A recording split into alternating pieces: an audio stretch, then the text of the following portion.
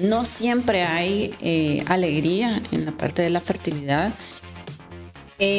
Cada pérdida es un duelo real, aunque sea una prueba positiva. Y no quiero dejar de mencionar a los hombres, porque realmente uno piensa a la mujer le afecta más, Sí. pero los hombres también sufren, y sufren también en silencio. Siempre vale la pena intentarlo. O sea, está bien pues que no podemos tener bebé, buscar ayuda e intentarlo, o sea, según lo que el doctor o la doctora le esté diciendo. Porque al final uno después queda con la satisfacción, ok, hice lo que pude. Eso es 180 Podcast con Gabriela Benedit. Este podcast llega a ti gracias a HD Audiovisuales Nicaragua. Bienvenidos a un episodio más. Este es un espacio creado para compartir vivencias, motivación, testimonios, fe, entrevistas y mucho más. Empezamos.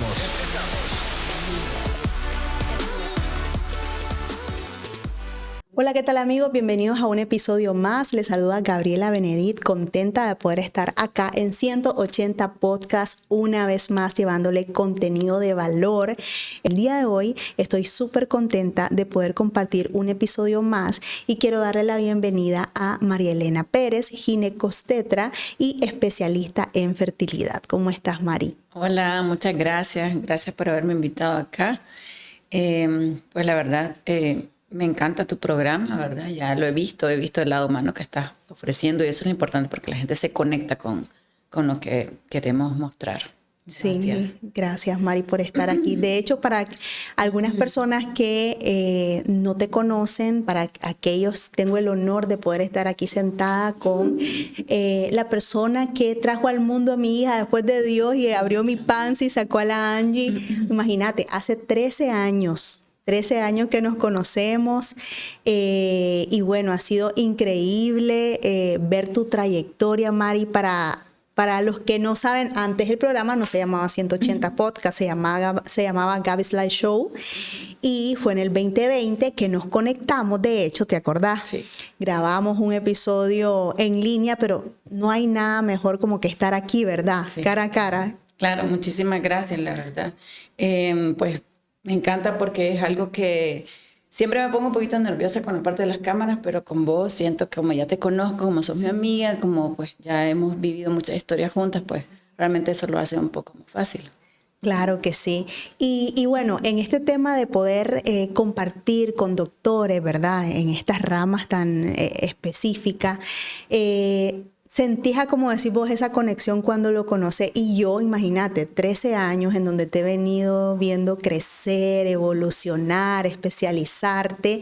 Pero más que eso, ver ese lado humano que vos le pones al paciente o que pones, o sea, que ya traes en tu vida y que lo aplicas, ¿verdad?, en la parte profesional. Pero nos encantaría para las personas que no te conocen saber quién es Mari. Bueno, yo soy, bueno, tengo 3 nombres, Rosa María Elena Pérez Álvarez, así me llamo por mi abuela, que en paz descanse, se llamaba igual.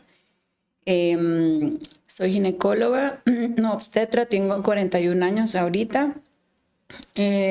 Estuve toda la medicina general estudiando en la UNAM, Managua.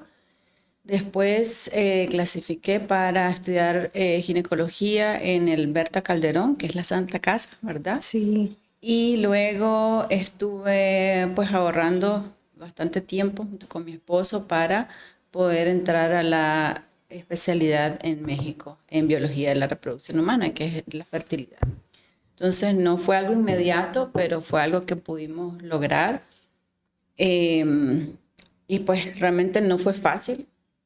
Sobre todo porque, o sea, ahorramos bastante, nos fuimos sin becas, sin nada, y con mi esposo, pues, y nos pudimos llevar a los niños, que eso no es tan fácil tampoco de hacer. Los niños ahí se hicieron casi mexicanos, pues estaban hablando como mexicanos ahí, y lo aceptaron muchísimo, lo aceptaron muy bien ahí en México, pues, y eso pues agradezco mucho.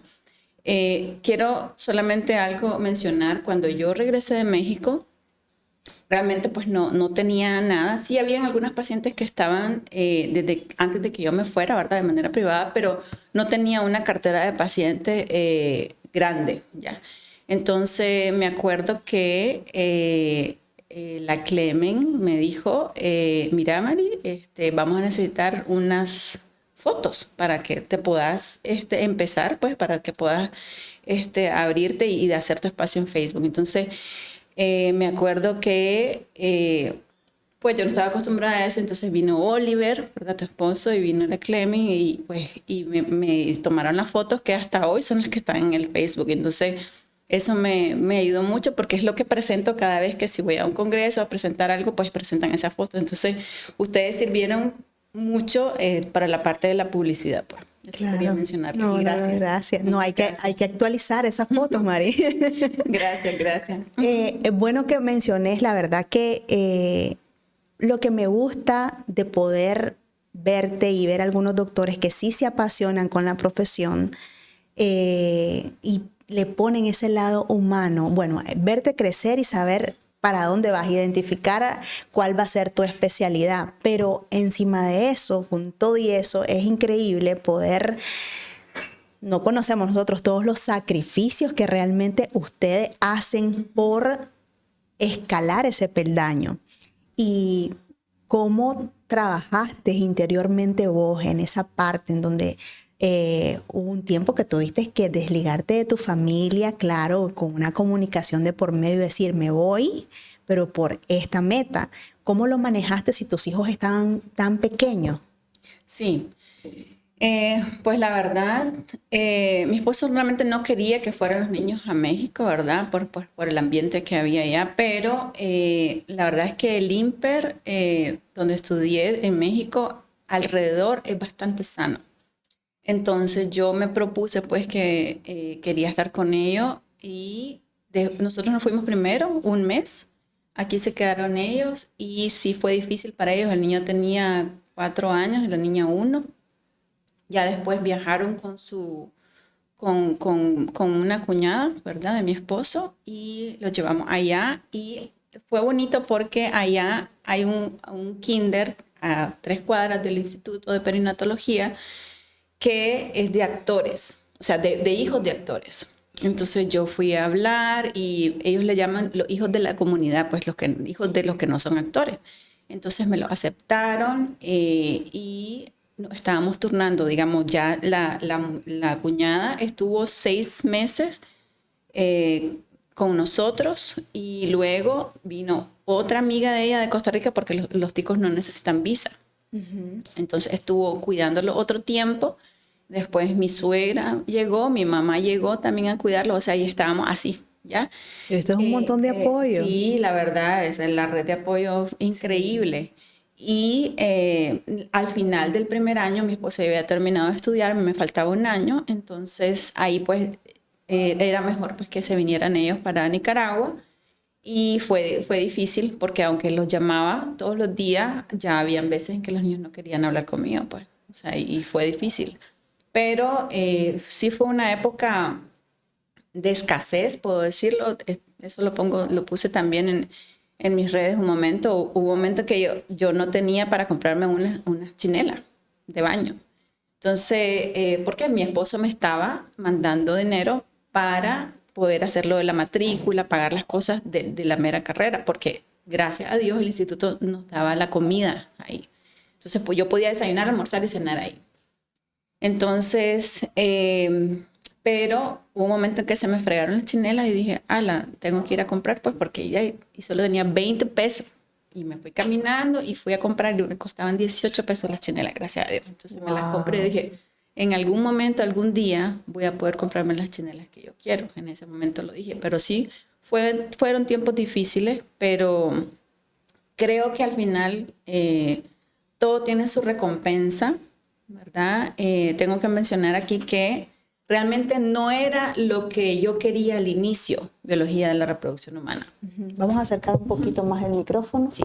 Entonces, biología de la reproducción nace, tengo que contarlo también, más o menos un año antes, o 2 años antes puede ser, en el 2014, yo atendí a una pareja de alemanes en una clínica que atendía en el reparto San Juan. Entonces, yo les pregunté que tenía 39 años los dos y no tenían hijos. Entonces, les pregunté así, ¿ustedes no tienen hijos porque no quieren o porque no pueden? Una pregunta un poco difícil de hacer, pero la hice. Claro. Entonces me dijo el señor, bueno, es porque yo tengo poco conteo de espermas. Entonces, con lo poco que sabía de reproducción, les dije, bueno, eso se puede mediante fertilización in vitro. Entonces, ellos se quedaron asustados porque siendo alemanes, en Alemania les habían dicho que no, y viviendo en Costa Rica les habían dicho que no, más desarrollados que Nicaragua. Entonces, se fueron un poquito escépticos y meses después volvieron, doctora, queremos ver qué más nos puede ofrecer. Entonces yo le dije, bueno, la verdad es que no es mi área, pero lo voy a llevar de la mano con quien sea. Entonces ya lo llevé al centro de reproducción, ¿verdad? Que queda al lado del hospital Vivian.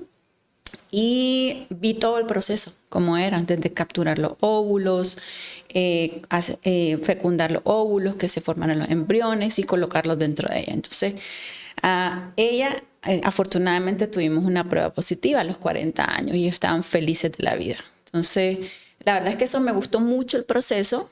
Sin embargo, yo siempre quise estudiar medicina materno-fetal o perinatología, que es lo que se conoce, ¿verdad? Cuando yo apliqué, cuando yo iba a aplicar al INPER, al Instituto de Perinatología en México, yo iba por materno-fetal. Entonces me contacté con una amiga, colega, y me dijo, pues me explicó que no era fácil, que el examen estaba difícil, sobre todo que no, el tiempo, o sea, de los 2 años eran súper difíciles porque hacías turno cada cierto tiempo. Entonces, realmente la pensé por mis hijos, pues porque yo me los quería llevar. Entonces, sin embargo, hablé con otra amiga que se llama Carelia Castillo, que en paz descanse, ya te voy a contar. Entonces, ella me puso todo diferente. O sea, me dijo, doctora, biología de la reproducción es muy lindo, no me gusta materno, va a tener tiempo para sus hijos. Entonces, no hace turno. Entonces sí. yo estaba como, ok, esto es lo que voy a hacer. Entonces yo lo cambié realmente por los niños. Sí. Entonces, pero al final eso fue lo que me salvó, porque ahorita me encanta lo que hago. O sea, me encanta y no me veo como materno-fetal, me veo como bióloga de la reproducción, pero esa fue mi amiga, la que está en el cielo ahorita, ¿verdad? Me ayudó muchísimo y pues sí, por eso fue que estudié biología. Qué increíble, la red de apoyo, las personas claves que Dios te va poniendo en el camino como para orillarte a encontrar lo que te hace feliz, lo que te hace plena. Y lo mejor de todo es, bueno, es difícil, ¿verdad? No, bueno, te pregunto, ¿es complicado la parte de la familia cuando vos estás en esta carrera de la medicina? ¿Qué tan complicado es? ¿Cómo lo logran manejar ustedes? Porque es bien demandante en cuanto al tiempo. Entonces, cuando vos empezás la carrera ya sabes realmente a lo que vas. Y cuando están los hijos de por medio y esposo, ¿qué es lo más difícil de eso? Bueno, cuando uno decide estudiar medicina, realmente uno no sabe lo que va. No sabe lo que va definitivamente, porque uno, o sea, la medicina general eran 7 años cuando yo empecé a estudiar, ahora son 8 porque son 2 años de servicio social. Luego, dependiendo de la especialidad que uno quiera, pueden ser 3 o 4 años. En mi caso fueron 4 años de ginecología. Y luego, si quieres subespecializarte, que eso también te cambia la vida, pues son 2 años más o 3 años más, dependiendo de dónde estés. Entonces, yo me acuerdo que cuando yo entré a medicina, yo dije, ok, voy a aprender otro idioma a la par. Y la verdad es que no se puede, pues no se pueden las dos cosas. Medicina era desde el primer año de 8 de la mañana a 4 de la tarde y te dejaban un montón de cosas que hacer. El tercer año es el más difícil. No sé si ha cambiado un poquito el currículo, el pensum, perdón, pero sí, o sea, es súper demandante. Pues terminábamos a las 10, 11 de la noche y de vuelta otra vez a las 7, 8 de la mañana. Cuando yo dije, bueno, la verdad es que yo entré a estudiar medicina porque yo quería ser pediatra. Pero cuando estuve en la mascota, como estudiante y como después en el internado, realmente fue bien difícil. La mascota era en esos momentos donde no había ventiladores, entonces estaba llenísimo de pacientes. Yo le rindo el charro a los pediatras, la verdad, eso sí es bastante difícil. Y había momentos en los que había tanto dengue, tanta diarrea, tanta enfermedad respiratoria, que nosotros como internos, que son el 6º año, preferíamos estar dando ambú o empujando, siendo como ventiladores, ¿verdad?, a los bebés, que estar atendiendo a los niños, porque llorando, no sabíamos qué tenía. O sea, es difícil realmente decir que tiene un niño. O sea, una embarazada por lo menos te dice qué siente, pero un niño es bien difícil. Entonces, la parte de la intuición es difícil. Yo dije, ala. Y sobre todo la parte humana, en la que a veces había niños que fallecían, y entonces yo no podía con eso, definitivamente, ya no podía. Y yo dije, no puedo ser médico, pues no puedo ser pediatra. Entonces ya cuando estuve en el social, que me tocó en Nagarote, que lo recuerdo mucho, a todas las enfermeras, todas las doctoras que estuvieron allá, siempre me ponían en la parte de control prenatal. Y entonces me fue gustando porque es algo que, siempre lo digo, eran 2 pacientes en uno, y no solamente tenía que ver una enfermedad, sino que podía haber a un chequeo ginecológico, podía haber un control prenatal, o sea, algo sano. Y sobre todo, no era algo solamente médico, o sea, era algo que también podía yo operar quirúrgico. Entonces, esa combinación me gustó mucho, pues. Entonces, por eso decidí, me acuerdo que en el examen de admisión para las especialidades en sí, te ponían 2 opciones. Entonces, yo puse ginecología, primera opción, ginecología, segunda opción.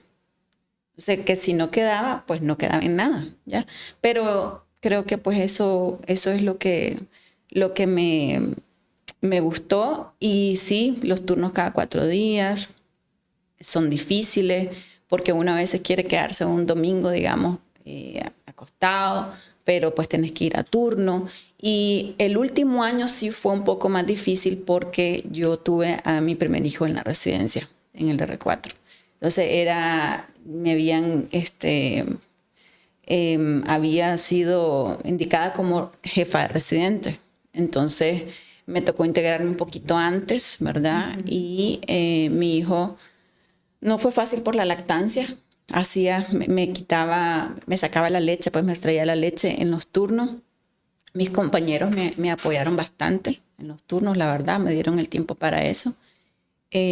Pero no fue fácil. Y ahora pues también los niños, cuando yo estuve en México, como te dije, o sea, ellos estaban en clase, pero después ya se vinieron y no querían verme. Y es ahora, aunque estoy en la parte privada, y eso ayuda bastante porque no estoy turnos cada 4 días, a veces estoy en feriado y pues tengo que ir a turno, ¿verdad? Tengo que ir a atender parto, a atender una emergencia. Entonces ellos son muy maduros, la verdad, en ese sentido, porque como mi esposo también es médico, entonces saben que hay emergencias. Pero sí, a una que otra vez ya me han dicho, mamá, ¿cuándo va a estar con nosotros? Pues entonces estoy tratando de dar menos consulta. Se alarga un poquito la lista, gracias a Dios, pero pues no es bueno para los pacientes, ¿no? Porque no es lo mismo si tienes alguna enfermedad ahorita, vos querés resolverla ya, no te vas a esperar 3 semanas, 2 semanas para... Sí. Pero pues me ha permitido estar un poco más con los niños, y al final y al cabo el equilibrio es el más difícil de encontrar, pero es el que vale la pena, pues, porque al final tu familia es la que te echa de menos más. Claro, ese equilibrio es difícil de encontrarlo, pero siempre uno trata, y eso es lo bonito, que pudiste encontrar algo que te apasionaba, que te gustaba, y que pudiste también pensar en tu familia para poder equilibrarlo, porque creo que una cosa sin la otra es como quitarte una parte de tu ser, ¿verdad? Entonces querés estar en las 2 partes porque te hace feliz realmente. Cuando vení entendiendo esta parte de la reproducción, o sea, retomando lo que estabas contando de lo que viviste con esta pareja, ¿verdad? Cuando ya estás en la carrera y ya terminas y ya te das cuenta por tus propios medios y conocimiento a lo que vas qué realmente es lo que vos soñabas o pensaste o sentiste. Sí, o sea, definitivamente estoy donde tenía que estar. No fue como que lo decidí desde el inicio, simplemente iba a ser pediatra, fui ginecóloga, iba a ser materno-fetal, soy especialista en reproducción, o sea, todo se fue dando así en el caminito, la verdad. Y me gusta mucho, no siempre hay alegría en la parte de la fertilidad. Sí. Me ha tocado también, y yo creo que eso no nos lo enseñan mucho en la parte de la carrera, pero sí pienso que necesitamos una parte de terapia también, nosotros Sí. como especialistas en reproducción, en general como médicos. Sí. Pero el especialista en reproducción, como lo dije, o sea, a veces hay historias tan bonitas, se va el paciente y viene una historia triste, entonces tengo que estar lidiando con la parte de las emociones también, pues aunque los pacientes me noten de manera normal, pues, Sí. pero sí llega, pues, porque hay pacientes que no siempre se logra el embarazo, hay pacientes que vienen después de muchas técnicas con otros colegas. Me imagino también que de colegas míos, porque somos pocos, somos como 12 o 13 en el país, pueden recibir también pacientes míos, porque claro, el paciente está desesperado, ¿me entendés? O sea, quiere una respuesta, quiere un positivo, quiere un bebé en casa, pero no siempre se logra. Y las veces que se logra es súper lindo, pues, porque a veces hay historias de 5 o 10 años sin haber podido lograrlo y es bien bonito. Pero no todo es color de rosa. Sí, no todo es color de rosa y seguramente es difícil para vos entregar una noticia que no esperaban.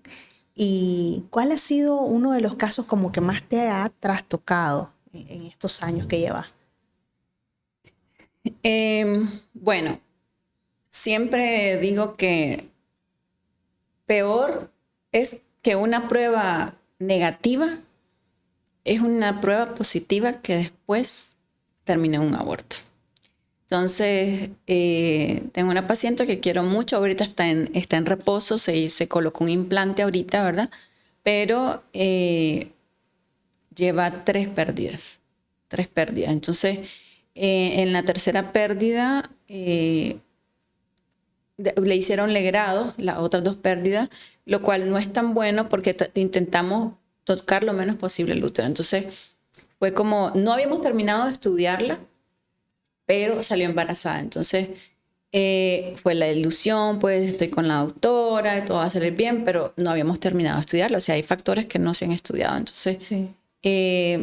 le dije, bueno, vamos a intentar entonces con la pastillita, el misoprostol, y ella me enseñó pues cómo salió completo el bebé. O sea, salió en la bolsita, salió chiquito y pues fue un impacto para ella pues verlo porque era la primera vez que lo veía así, pero era la primera vez que no entraba a quirófano.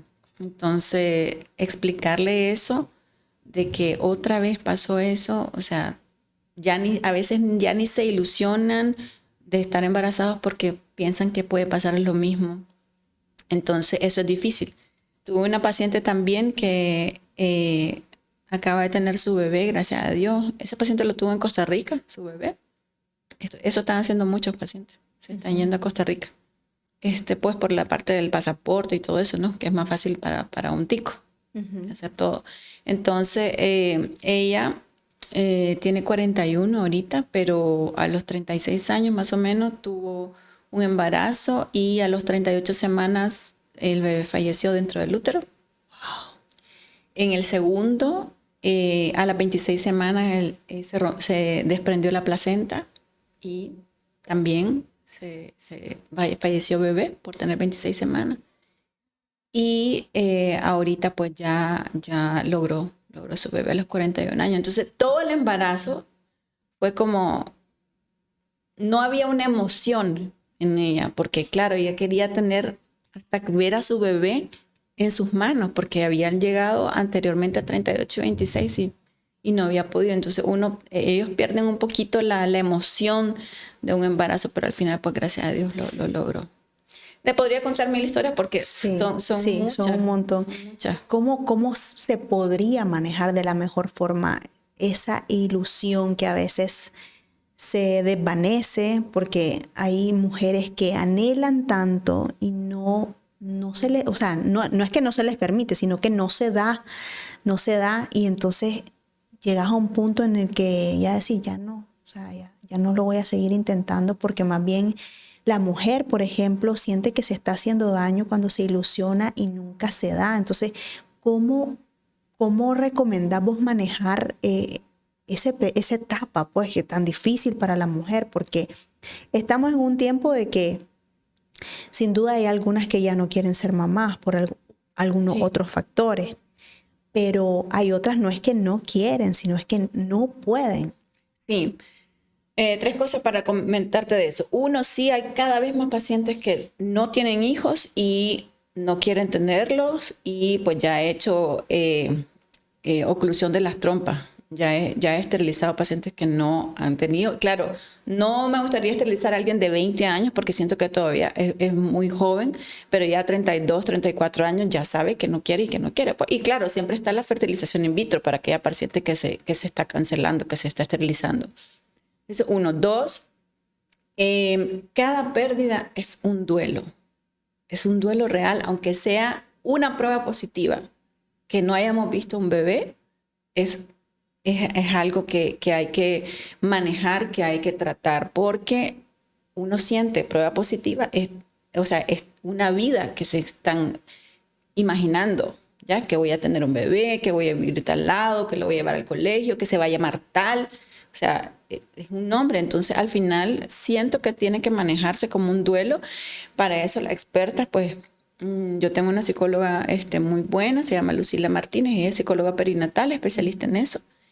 Y con la psiquiatra también, con el psiquiatra, porque uno dice, no necesito eso, pero la verdad es que sí, se necesita. Y no quiero dejar de mencionar a los hombres, porque realmente uno piensa, a la mujer le afecta más, sí, pero los hombres también sufren, y sufren también en silencio, y sufren, a veces tengo parejas de que los dos están llorando en el quirófano, en el consultorio, y tengo que estar ahí escuchándolos, pues, por lo menos estar ahí, aunque sea sin decir nada, porque es el momento triste para ellos, pues. Entonces no quiero dejar de mencionar a los hombres por eso. Sí, porque al final están los dos juntos esperando la noticia y seguramente que en la mayoría de los casos están ambos juntos, ilusionados, donde vos, sentados, en cada consulta. Tengo que decirte que, o sea, la cultura aquí no es como que todo el tiempo está el hombre en la consulta. De hecho, muchos llegan sin la pareja, pero cada vez más se están haciendo presentes los hombres. Entonces, eso va en aumento. Pues sí me gustaría que fuera el 100%, no lo es, pero sí está mejorando un poco eso. Qué genial. No, y esta parte de poder tener la opción de la fertilización in vitro, ¿cuáles son como los riesgos o cuáles son quienes podrían optar o hasta qué edad vos podés considerar este procedimiento? Ok, las pacientes que son candidatas, no es lo mismo coito programado, inseminación y fertilización in vitro. A veces las personas confunden inseminación intrauterina con fertilización. Coito programado es meramente relaciones sexuales con medicamentos, ¿verdad? Pero pues, relaciones sexuales de manera dirigida, programadas, por así decirlo. A grandes rasgos, aquella paciente que es candidata a coito programado es aquella que no está ovulando, ¿verdad? Y eso se determina según exámenes. 2, aquella paciente que tiene las trompas permeables, o sea que están bien y que tiene el estudio de semen normal. Entonces, esa es una candidata a coito programado, que precisamente no está ovulando. Aquella paciente que es candidata a inseminación es colocar semen dentro del útero. Eso es, literal. Entonces, los espermatozoides se encargan de nadar, ¿verdad? De llegar hasta el óvulo. Entonces, en la inseminación, ¿cuáles son las indicaciones? Aquella paciente que tiene un seminograma con un estudio de semen alterado levemente, que haya por lo menos una trompa permeable y que no importa si está ovulando o no. Generalmente hasta los 38 años, de los 38 para abajo, uno puede decir, ok, inseminación. Aquellas pacientes que van a fertilización in vitro, que es extraer óvulos, se fecundan en el laboratorio, o sea, se introducen los espermatozoides dentro de cada óvulo y luego los embriones en día 3 a 5 días se introducen dentro del útero. Eso es la fertilización in vitro. Entonces, generalmente, más o menos alrededor de los 40 años, está indicado aquella paciente que no tiene las trompas permeables o aquella que se esterilizó, puede optar a fertilización in vitro. Aquellas parejas que tienen el estudio de semen muy alterado también pueden optar a eso. Y no importa si está ovulando o no. Pacientes con insuficiencia ovárica, que está cada vez más frecuente también, o sea, tienen como menopausia precoz, menopausia temprana, o aquellas pacientes que tienen una endometriosis profunda, pueden optar también a fertilización in vitro. ¿Y cuándo te das cuenta que estás en una menopausia precoz? Primero, cuando uno se hace un chequeo ginecológico, es importante que tomemos en cuenta el número de folículos que tiene la paciente en cada ovario. Ya por edad, ya más o menos está definido. Entonces, si tenemos menos de eso, hay que hacer un examen que se llama hormona antimülleriana. Entonces, esa hormona antimülleriana nos dice cómo está nuestra reserva ovárica y nos dice cuántos folículos hay, aún los que no hemos visto en el ultrasonido. Entonces, si está en menos de 1.1, sí estamos hablando de una baja reserva ovárica y probablemente esa paciente va a tener una menopausia prematura. A veces el primer signo de insuficiencia ovárica es la resequedad vaginal, así, literal. O estamos teniendo sofoques, bochornos, calores antes de los 40 años. Hay pacientes que tienen 28 o 30 años y tienen insuficiencia ovárica. Wow. Sí. Increíble. Con respecto a, tengo que mencionar aquí, a veces hay pacientes que tienen ningún folículo en los ovarios, tienen 33, 34 años. La tiroides juega un papel muy importante, ¿verdad? Y en estos pacientes sí está recomendable la donación de óvulos. Increíble. Sí. Y en esta parte de la fertilización, la infertilidad sería la palabra que voy a mencionar. Es como que cada vez es más común que las mujeres ya no puedan tener hijos y es extraño. O sea, vos te casás normal o todo ha estado relativamente bien y te topás con esta noticia de que ya no se da de manera natural o ya llevas 3, 4, 5 años de casada y no pasa nada. ¿A qué se deben generalmente estos diagnósticos o que pase esto cada vez más? Sí, eso es algo que realmente ha venido incrementándose. Antes era el 10% de las parejas, después el 15%, ahora el 20% y tal vez hasta el 25% de las parejas a nivel mundial. Tiene mucho que ver lo que llamamos disruptores endocrinos. Disruptores son todo lo que afecta a las hormonas, interfiere con la acción de la hormona. Y pueden ser los pesticidas, como mencionaba, puede ser los insecticidas, pueden ser incluso la parotiditis, el virus de la parotiditis, de la papera, puede afectar a los testículos, por ejemplo, ¿ya? Y puede provocar una infertilidad en el hombre. El plástico, los microplásticos que está en todos lados, ¿sabes? El topper de las comidas, o por ejemplo, hasta el agua, las botellas de agua que tomamos, acordate que a veces están en el sol, uno no sabe dónde están, entonces eso se va filtrando ahí. Realmente, o sea, cada vez sí tenemos más infertilidad. Y genético, pues también, porque sí. Cada vez hay más pacientes con endometriosis porque su mamá tuvo endometriosis, porque su mamá tuvo insuficiencia ovárica, porque su mamá tuvo síndrome de ovario poliquístico también. Entonces, eso va como en cadena. Increíble, cada día estamos más expuestos a este tipo de acontecimientos. O sea, es increíble, pero por eso ahora hay tanta información, ¿verdad? Pero hay que llegar como a las vías correctas, ¿verdad? Para saber realmente lo que... Eso puede hacer un poco la diferencia. No digo que el 100% de los pacientes que van al biólogo van a salir embarazados, pero lo importante es la detección oportuna. O sea, si una paciente tiene menos de 35 años y ya lleva un año intentando, es importante que su ginecólogo lo derive a un biólogo de la reproducción. Ya cuando salga embarazada es importante que el biólogo regrese a su paciente, al ginecólogo, ¿verdad? Para que continúe el embarazo. Y si tiene más de 35 años, a los 6 meses hay que ir a buscar, a pedir ayuda. Entonces, a veces llegan pacientes que después de 5 o 6 años no saben que hay biólogo de la reproducción y pues han estado buscando con ginecología, pues hay que enviar estudios pertinentes. Ok, interesante.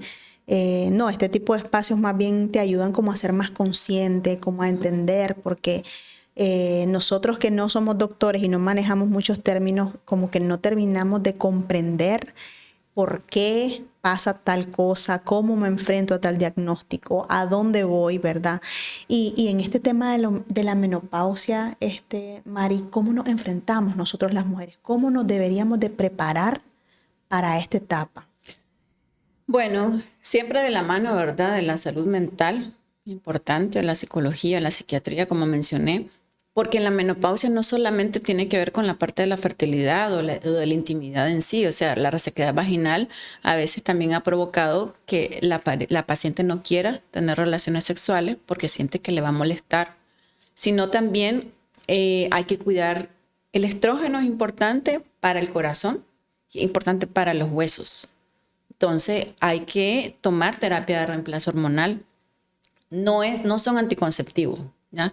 Pero sí una terapia de reemplazo que te vaya a proteger de esto. Ahora, no toda paciente con insuficiencia ovárica va a requerir una técnica de reproducción alta. Hasta el 10% de los pacientes con este diagnóstico pueden salir embarazados de manera natural. De hecho, tuve una paciente con 0.4 de antimoleriana, que eso es bajísimo, que salió embarazada de manera natural, ¿verdad? Y pues se han dado casos así. No es lo usual, pero sí. Entonces, pero claro, decirle a una paciente, mire, o sea, sus ovarios no están funcionando, hay que saber cómo decirle y eso le toma tiempo a uno, saber cómo decir las cosas porque el paciente se acuerda después de las palabras que le dijiste. Exacto. Y entonces en este tema de la menopausia, ¿cómo te preparas en el tema? Bueno, es que a veces porque ignoramos los síntomas o ignoramos cómo lo debo yo manejar internamente, porque a veces sentimos, pensamos cosas totalmente fuera de lugar y nos toma mucho tiempo.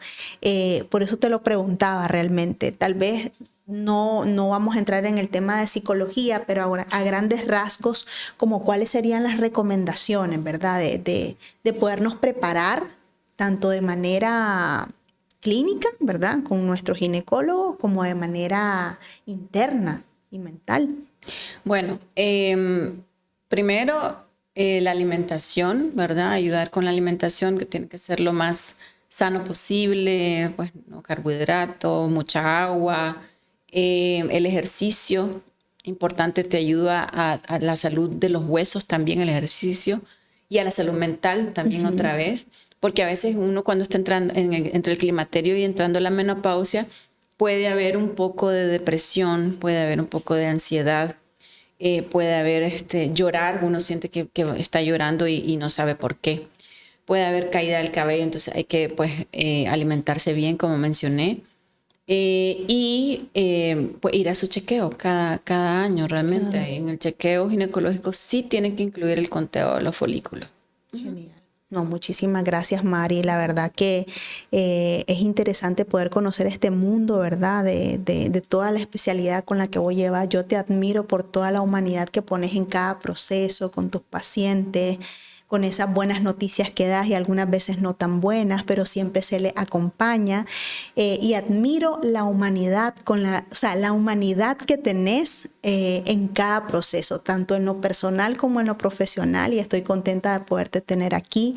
Me encantaría que primero diéramos algún consejo para la generación que desea dedicarse a esto, porque a veces no tenemos idea de qué es lo que se trata, o sea, a qué te vas a meter realmente.